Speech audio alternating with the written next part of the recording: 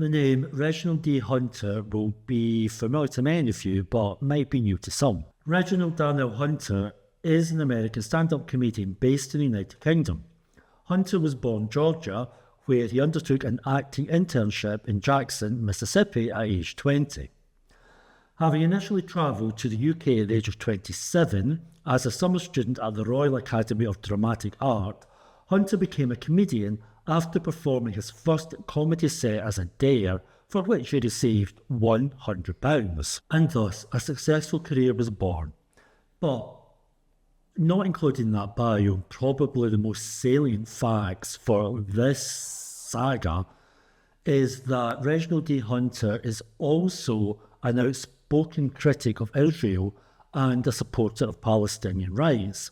So, those facts alone probably tell you where this saga is heading. It all started with a one-star review from a Daily Telegraph theatre critic for Hunter's recent slot at the Edinburgh Festival. Dominic Cavendish, chief theatre critic at the Daily Telegraph, described an incident which he said was the ugliest fringe moment he'd ever experienced when the audience bayed at an Israeli couple. Now, this turn of events is hotly contested by other people who were also there on that night.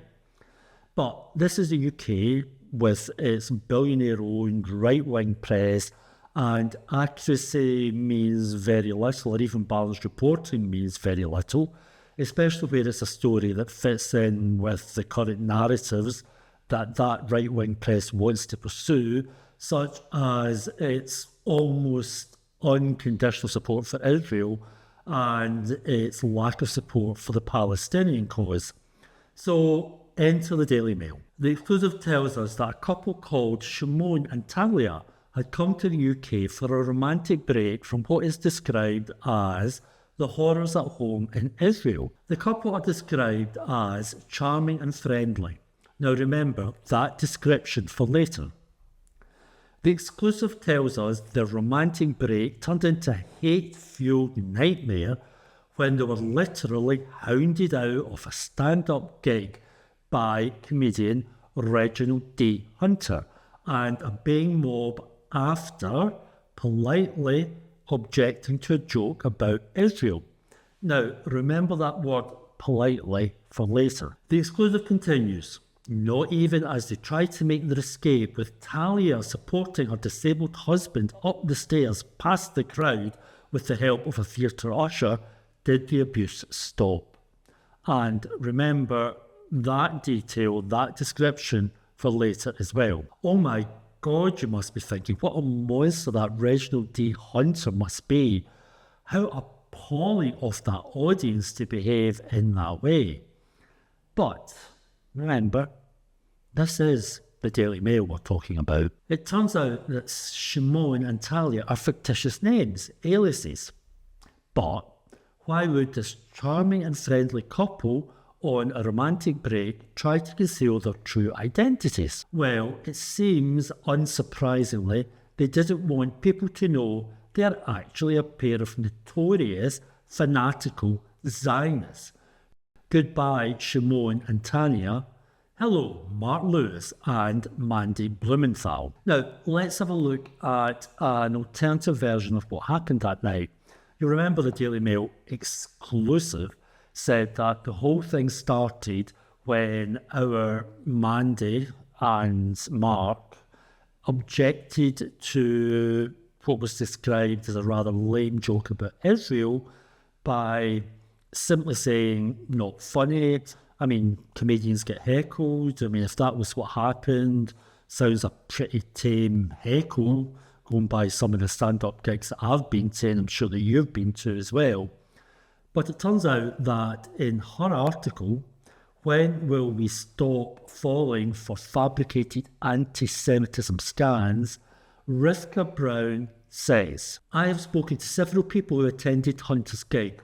All say that Blumenthal leapt to her feet as soon as the joke left Hunter's mouth, screamed, shame, and anti-Semite at the top of her lungs, scarcely pausing for breath, accused the room of being full of Hamas apologists, and allegedly said their women and children would be raped and murdered by terrorists. That's rich coming from an Israeli.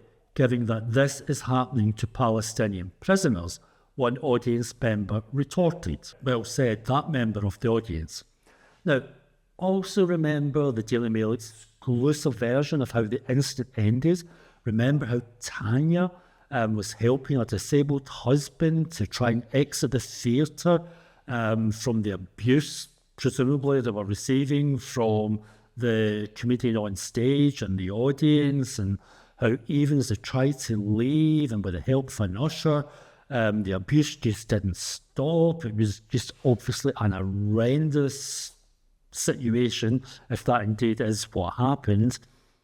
Well, let's have a look at this clip of that exact incident when they are leaving the theatre. Let's end this peacefully.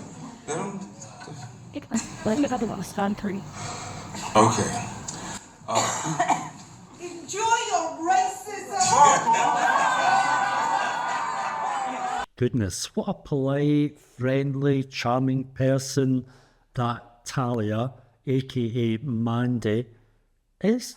Just the way the Daily Mail described her. Now, if that Daily Mail journalist had bothered doing one jot of research on this pair, she would have discovered easily that her, Shimon and Talia, aka Mark Lewis and Mandy Blumenthal, were far from an ordinary, charming and friendly, really couple on a romantic break who somehow, accidentally and unwittingly, stumbled into a gig by a performer known for his criticism of the Israeli state, particularly with regard to Palestine. This pair's fanatical activism in the cause of Israel and Zionism is well documented. As far back as 2008, we can find them at the heart of the Jeremy Corbyn smear campaign. Jeremy Corbyn is, of course, a renowned and well-known campaigner for Palestinian rights. We're leaving the UK because of anti-Semitism. A prominent lawyer and businesswoman say they're quitting the UK as they no longer feel safe because of anti-Semitism. Jewish couple Mark Lewis and Mandy Blumenthal, who describes herself as a proud Zionist, say they have received so much abuse that enough is enough and will move to Israel in December. Mr. Blumenthal lays part of the blame at the door of Labour leader Jeremy Corbyn. And here they are on the BBC. It's become acceptable to be anti-Semitic. I just had something saying, the Jew Lewis ought to rot out. It gives me great pleasure to see him sometimes in a wheelchair. Somebody's been sent to prison for threatening to kill me for being Jewish.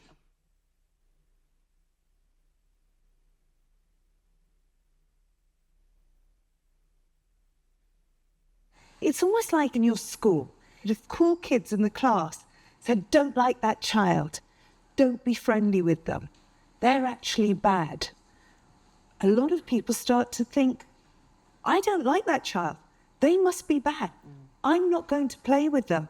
And in fact, I'm going to be nasty to them. 15 years ago, somebody painted a swastika on my garage door in Manchester and said, that was a message. But it was a one-off. It was something they could almost laugh off.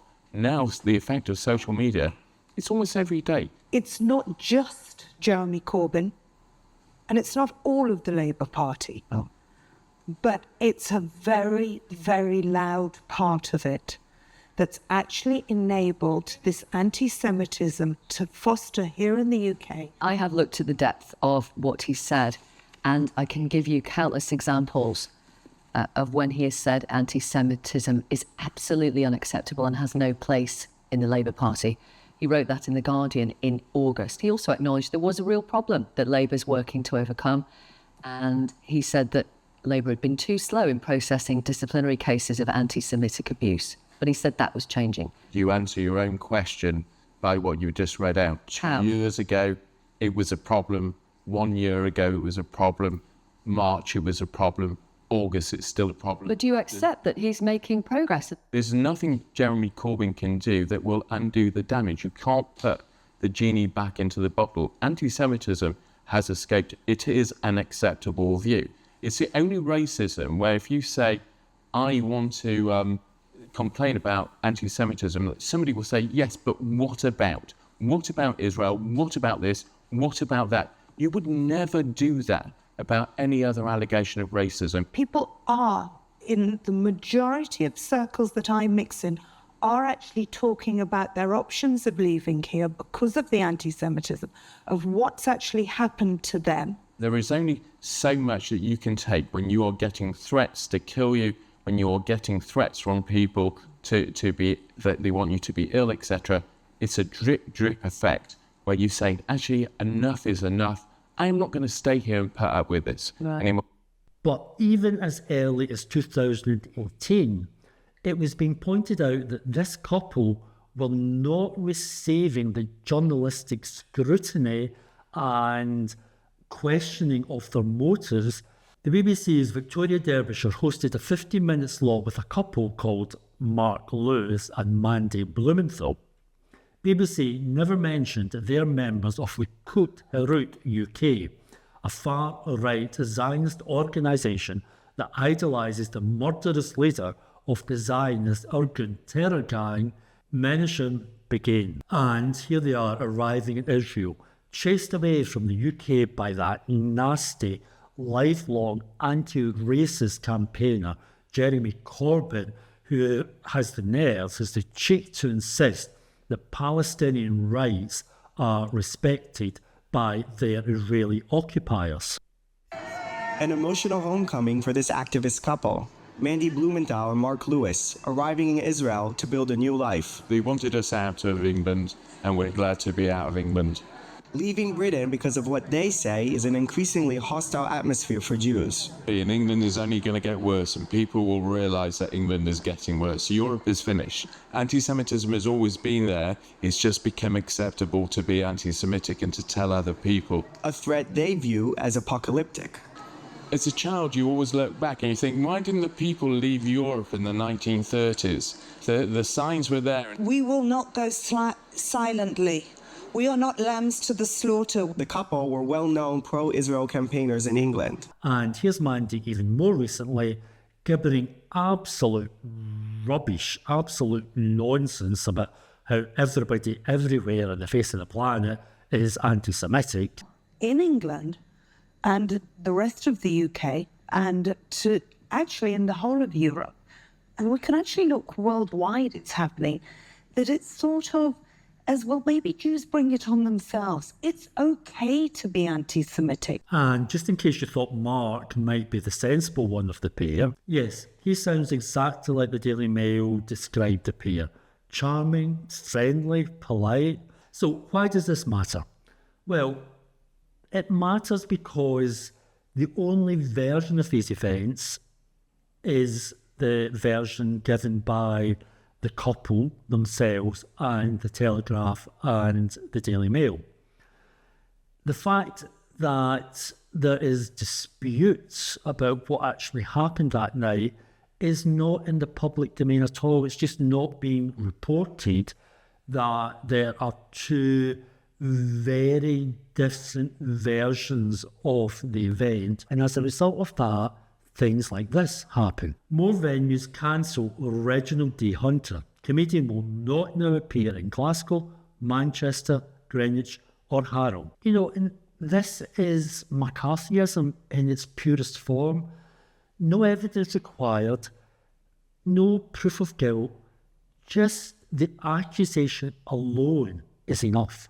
Okay, that's enough to possibly ruin a career. I mean, let's remember, the police did look into it, and clearly, no crime established after police review hate incident at Reginald D Hunter Edinburgh Fringe show. So, another critic of Israel has been cancelled, silenced, whatever you want to call it, certainly been partially silenced, thanks to the antics of this pair. Many people would argue that was the whole point. That's exactly what the whole objective behind this incident has been. Thank you very much, and we will chat again soon.